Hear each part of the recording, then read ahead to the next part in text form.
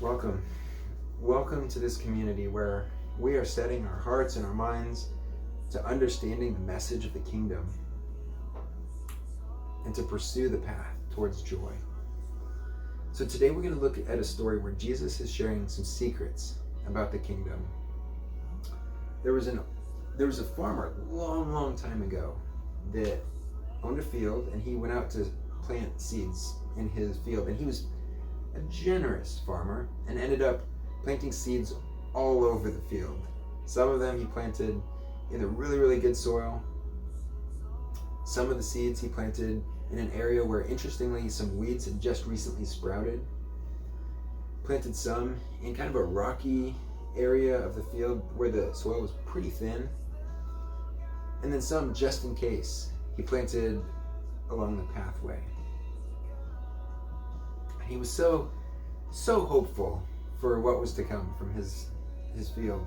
And he would show up in the morning time, in the cool of the morning, and check up on his little plants.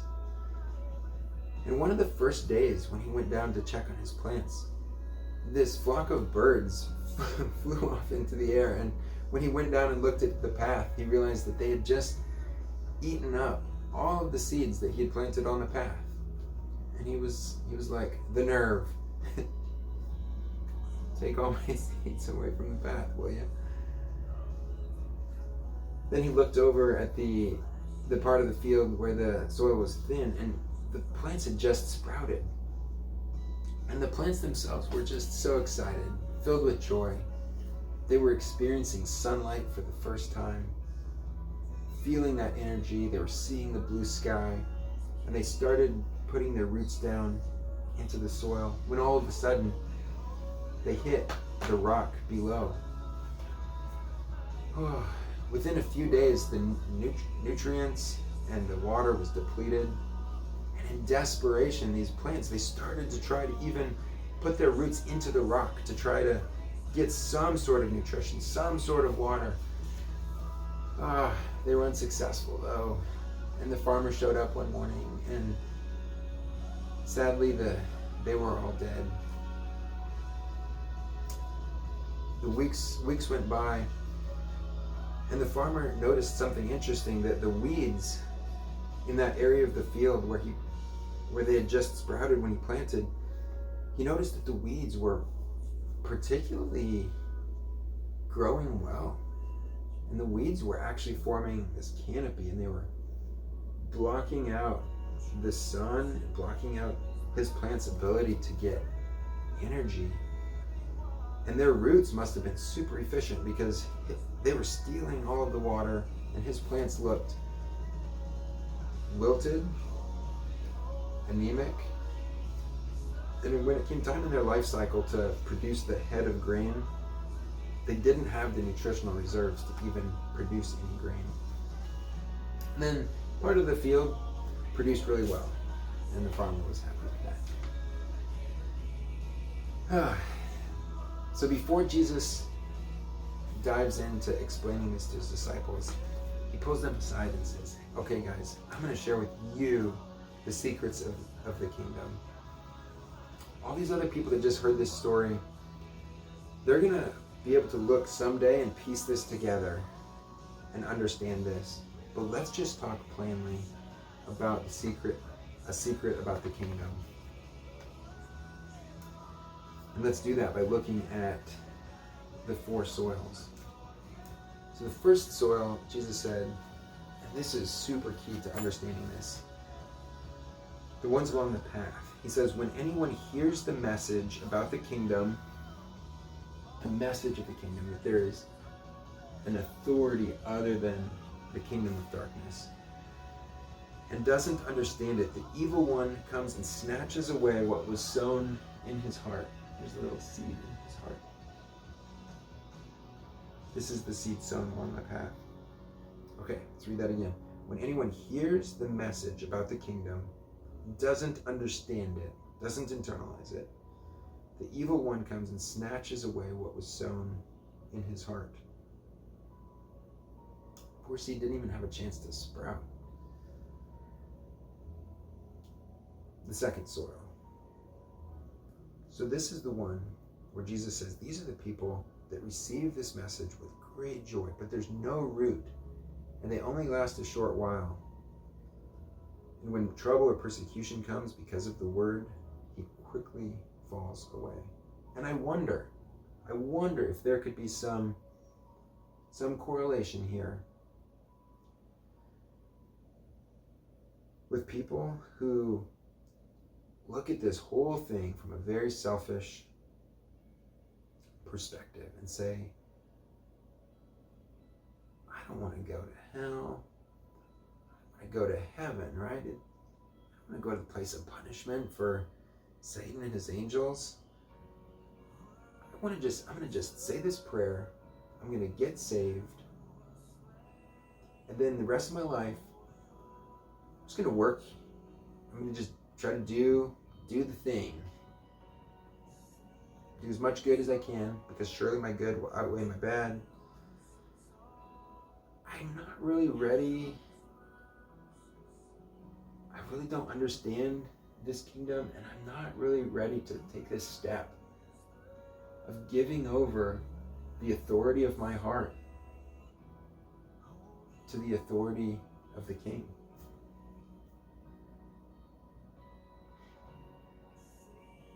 What does this kingdom look like in that scenario? Ultimately, this kingdom originates from the authority of Satan, who relates to us just with this hatred that he wants us to be destroyed. Ultimately, hates us, and he hates the King of Light.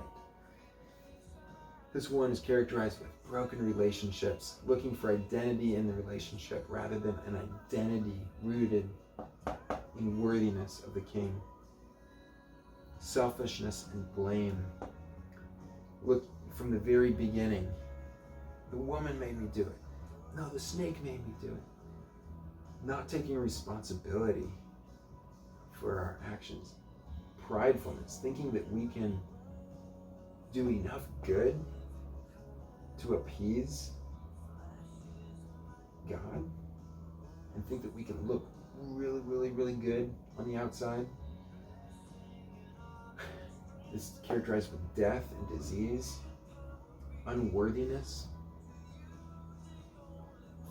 As the authority, Satan, the accuser, says, you are unworthy, you are unfit, you are destined for destruction.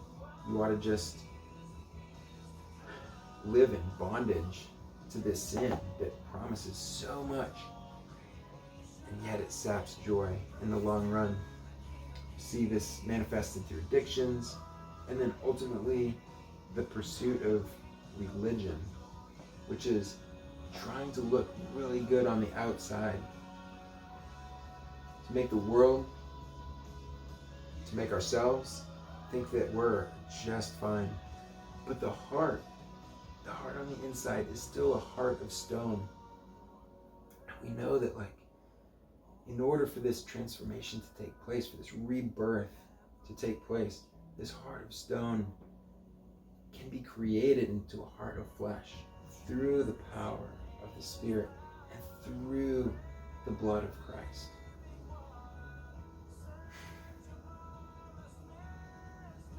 God, didn't we cast out demons in your name?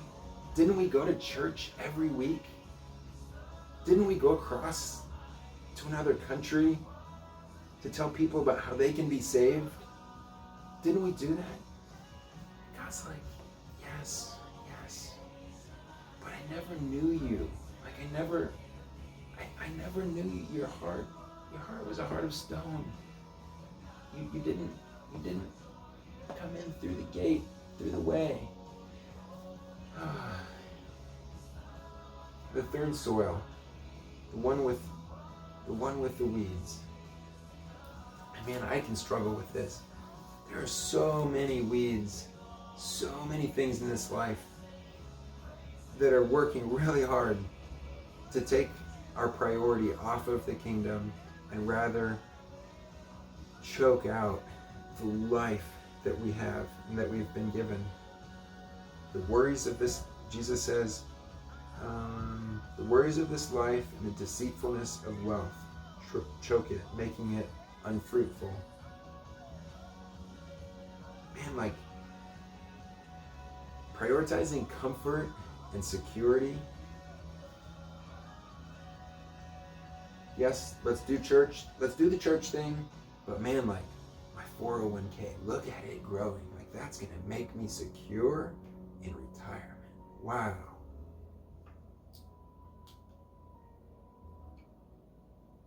Wow, look at this comfortable life that I've created for myself. Yeah, Jesus, come along for the ride, but man, this is where my heart is at. Like, all of these things, and comforts and pleasures and wealth and pride and the next level up on the corporate ladder.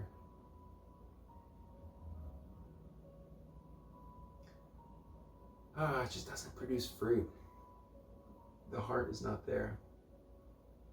Sometimes I wonder if Jesus would be welcomed in my church, even. Like the song, the blood and the dirt on his feet might stain the carpet, but I think more significantly, I think Jesus, if he showed up at my church, I think he would bring people with him that had a deep awareness of the captivity that they were living in that kingdom of darkness, and would astutely recognize their need and their desire for rescue from that kingdom. I think he would bring with him people that were hungover from the night before, who were using alcohol to try to numb some sort of emotional pain.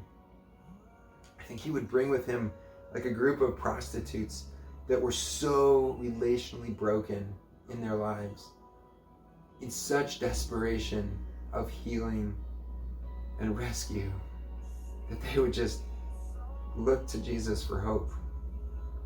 I think the tax collectors of our day, the IRS people that have created such a complex system that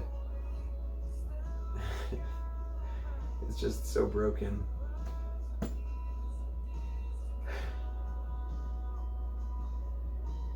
Those people that are aware of the bondage of sin, I think those people are the ones that would cry out in desperation to Jesus for restoration. And I would like to think that we would just open our arms to those people as well, because that is what Jesus has done. And ultimately, this is all of us. This is all of us. This is how we enter the world, and this is our default kingdom. Let's talk about the fourth soil. And this is the soil with so much hope. This is the one who understands the message of the kingdom. And it reminds me of that passage in Psalm 1 where it talks about a tree that's planted by streams of water that produces fruit in its season. We see this seed that has taken root and is putting roots through this heart of flesh that is given by Jesus through the blood. The color looks more like a blood clot than a drop of blood. But this is the way that Jesus provided.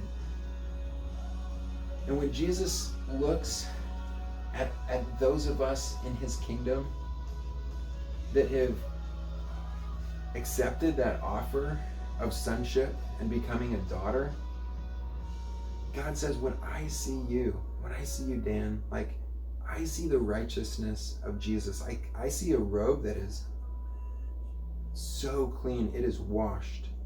It is washed in the blood of Christ, that by grace, like, I delight in who I see you to be, because like I see my son like that. Like you are my son. Like I see you just with the same love that I see Jesus.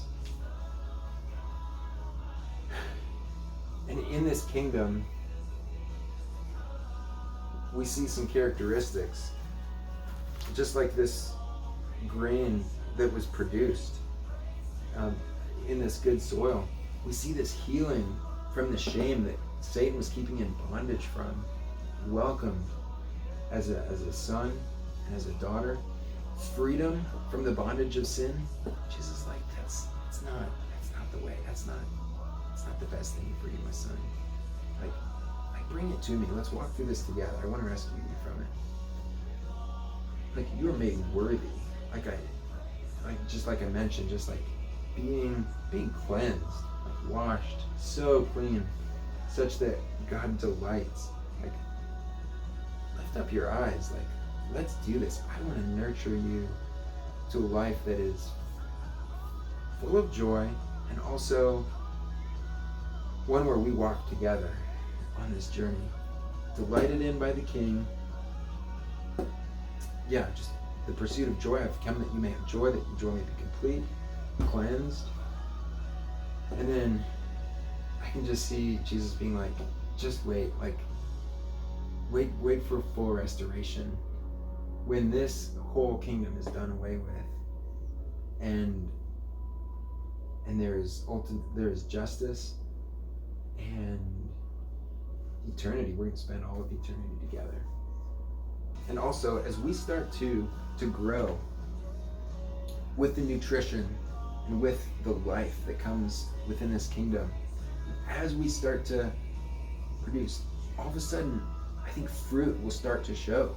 Love, the fruits of the Spirit. Love, joy, peace, patience, self-control.